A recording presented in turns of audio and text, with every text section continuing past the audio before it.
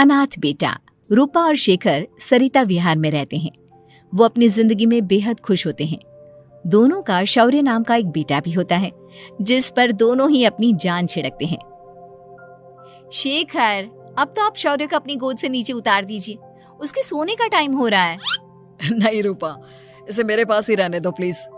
मैं थोड़ी देर में इसे बिस्तर में सुला दूंगा। लेकिन कल सुबह आपकी ऑफिस में मीटिंग भी तो है ना, और इसके लिए आपको कल जल्दी भी तो निकलना होगा। जाइए, आप भी जाकर सो जाइए। क्या यार, अभी तो मेरी गोद में आया था मेरा बेटा और तुम उसे लेकर जा रही हो। बाद में कर लेना अपने बेटे से प्यार, अभी जाकर सो जाइए। रूपा शेखर से शौर्य को ले रही होती है कि तभी शौर्य रोने लगता है। शौर्य को रोता देखकर रूपा उसे फिर से शेखर को थमा देती है।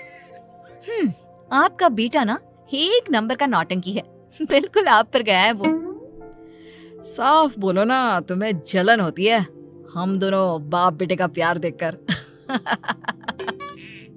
पहले बड़ा तो होने दो तुम शौर्य को, फिर देखना वो सबसे ज्यादा मुझे ही प्यार करेगा।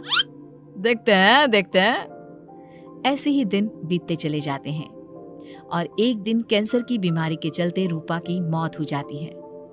अब शौर्य 3 साल का हो चुका होता है, जिसके कारण उसकी दादी शेखर पर दूसरी शादी का दबाव बनाने लगती है। शेखर, शौर्य अभी बहुत छोटा है और उसे इस समय एक माँ के प्यार की बहुत जरूरत है। माँ, मुझे दूसरी शादी नहीं करनी। क्या पता जो दूसरी औरत आएगी वो मेरे बेटे को एक माँ का प्यार दे या ना दे। तो रूपा की छोटी बहन वैशाली से ही शादी क्यों नहीं कर लेता? वो तो शौर्य को एक माँ का प्यार पूरा दे सकती है ना। मैंने कहा ना माँ, मुझे दूसरी शादी नहीं करनी, और अपनी ही पत्नी के बहन से तो हरगिज नहीं। ऊपर से अगर रूपा देख रही होगी तो वो क्या सोचेगी? अपने लिए ना सही, लेकिन तुझे शौर्य के लिए तो शादी करनी ही पड़ेगी ना बेटा। शेखर कुछ कहता उससे पहले ही अंजुमन उसे रूपा की कसम दे देती है, जिसके आगे मजबूर होकर शेखर शादी के लिए हामी भर देता है। देखो वैशाली, मैंने तुमसे शादी सिर्फ अपने बच्चे के लिए की है। मैं चाहता हूं कि तुम उसे एक माँ का भरपूर प्यार दो। शौर्य, आपके साथ साथ मेरा भी कुछ लगता है। अगर आप मुझसे शादी नहीं भी करते तब भी मेरा प्यार शौर्य के लिए कभी कम या ज्यादा नहीं होता। शादी के कुछ दिनों बाद ही शेखर की माँ की भी मौत हो जाती है। वैशाली शौर्य को एक माँ से भी बढ़कर प्यार देती है।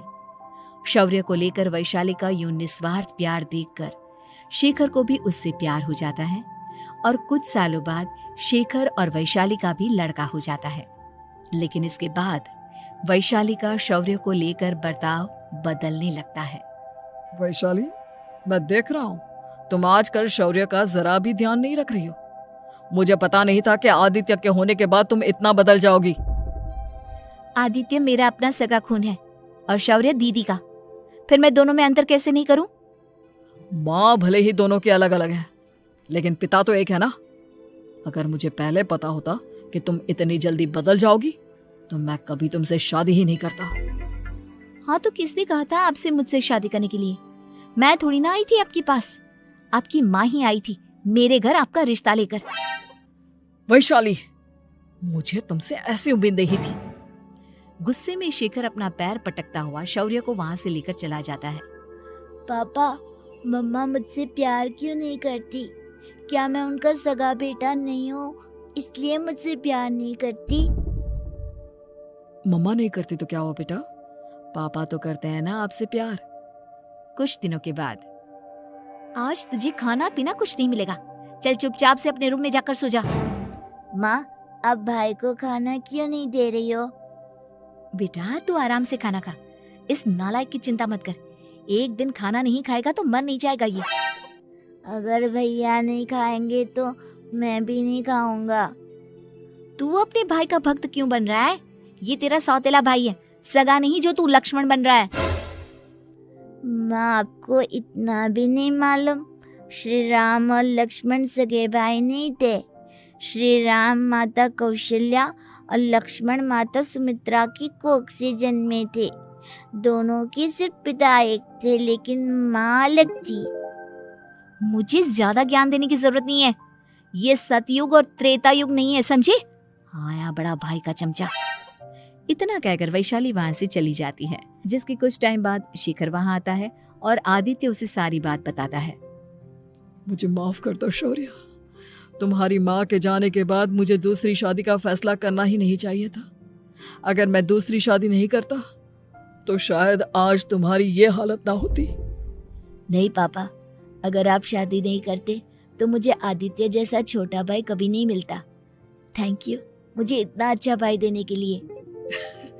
तुम दोनों हमेशा ऐसे ही साथ रहना, फिर कोई भी तुम दोनों का कुछ नहीं बिगाड़ पाएगा। चलो मैं तुम दोनों को आइसक्रीम खिला कर लाता हूँ, बहुत भूख लग रही है ना। शिखर शौर्य और आदित्य को आइसक्रीम दिलाने लेकर जाता है।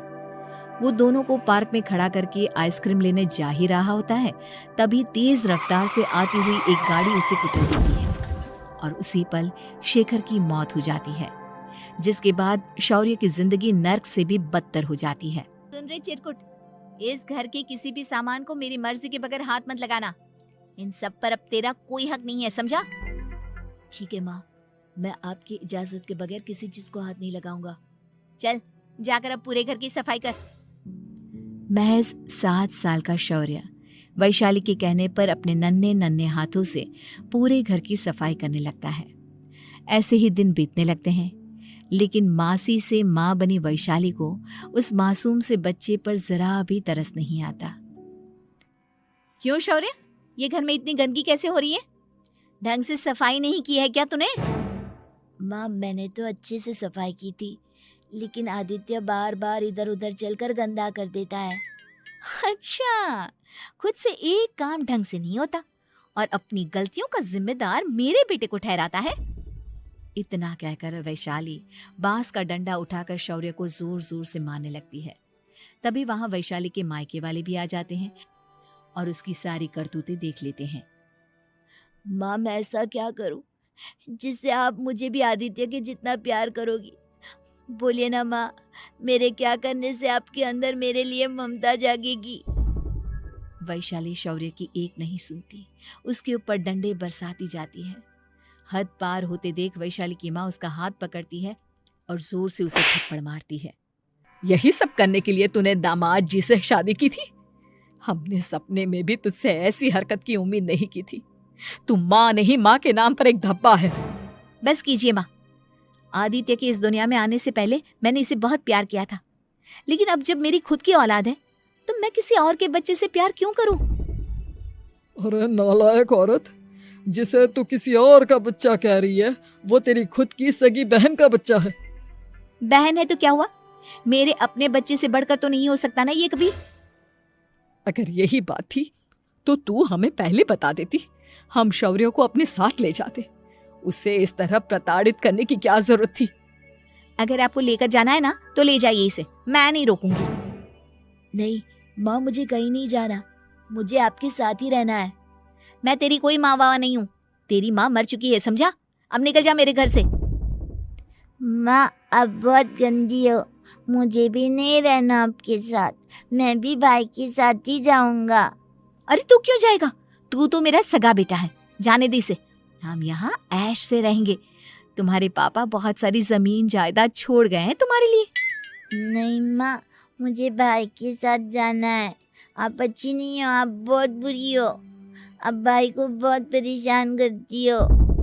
देख वैशाली, तुझसे ज्यादा समझ तो इस मासूम बच्चे में है। ये तेरे बुरे कर्मों का ही नतीजा है, जो आज तेरी सगी औलाद खुद से तुझे ठुकरा रही है। आदित्य, तुझे इस शौर्य ने भड़काया है ना मेरे खिलाफ? नहीं माँ, मुझे किसी ने भड़काया नहीं, पर मैं सब देखता हूँ, सब समझता हूँ। भाई बहुत अच्छा है, वो आपकी जैसा नहीं है। चलिए नानी। इतना कहकर वैशाली के मायके वाले आदित्य और शौर्य को अपने साथ ले जाते हैं और इस तरह वैशाली बड़े से घर में अकेली पड़ जाती है। 2 बेटों के होते हुए भी आज उसे माँ कहकर बुलाने वाला कोई नहीं होता।